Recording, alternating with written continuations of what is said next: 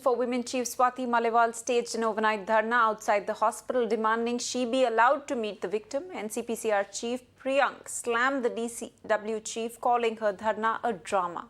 He further claimed Swati Maliwal is least interested in the child's safety but was protesting on the behest of Delhi Chief Minister Arvind Kejriwal as they are afraid of a fair probe.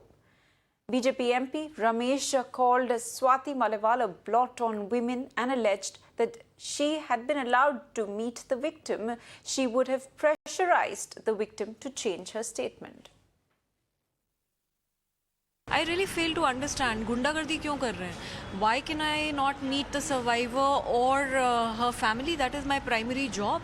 I need to meet them. I've already issued notices to the Delhi police. I've issued notices to the Delhi government. But in order to take this case forward, I need to meet this survivor.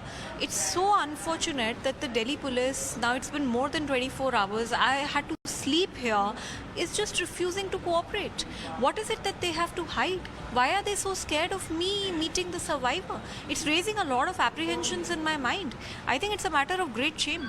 Ma'am, we did see that you were not allowed, but the NCPCR team came, they went inside, they met, and so did the NCW team. So why do you think that you are only not being allowed? Because I'm the only one asking questions. You see, Delhi police registered this FIR on the 13th of August. This man, of course, is influential. He is a deputy director in the Women and Child Development Ministry. Now, in the case of an influential man, Delhi police refused to arrest him or his wife for 8 days and did it only after pressure was exerted. So you see, Delhi police is completely ineffective and they are only calling other ineffective people to meet the family. किस तरीके से देख रहे हैं आप कल से जो स्वाति मालीवाल को लेकर जिस तरीके की डेवलपमेंट हुई है और जिस तरीके की उन्होंने डिमांड की कि नहीं मुझे विक्टिम की फैमिली से या विक्टिम से मिलना ही है? स्वाति को इस मामले में हस्तक्षेप करने का मैंडेट नहीं है। असल समस्या ये है कि उनको आंदोलन करने का शौक है, अरविंद केजरीवाल जी को शौक है और वो अपने शौक को पूरा करने के लिए बच्चों की परवाह नहीं करते, कानून की परवाह नहीं करते, नियमों की अनदेखी करते हैं। वो बच्चों के अधिकार की बात करते हैं।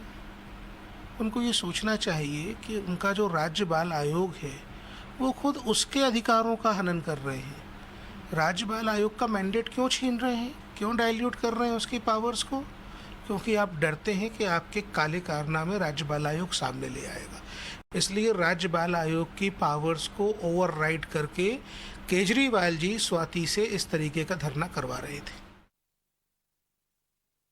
चेयरपर्सन है स्वाति मालीवाल, वो उन्होंने कल पूरी रात हॉस्पिटल में बिताई। उनका कहना है उन्हें उस माइनर से जो विक्टिम है उससे मिलने नहीं दिया जा रहा। वो कॉम्पनसेशन और लीगल एड जो हो सकती है उसके बारे में बातचीत करना चाहती हैं परिवार से, वो सभी सॉर्ट आउट करना चाहती हैं, पर दिल्ली पुलिस जो है वो उनको मिलने नहीं दे रही है। देखो, चाइल्ड एंड वुमेन वेलफेयर जो मिनिस्टर है उसका वो OSD है।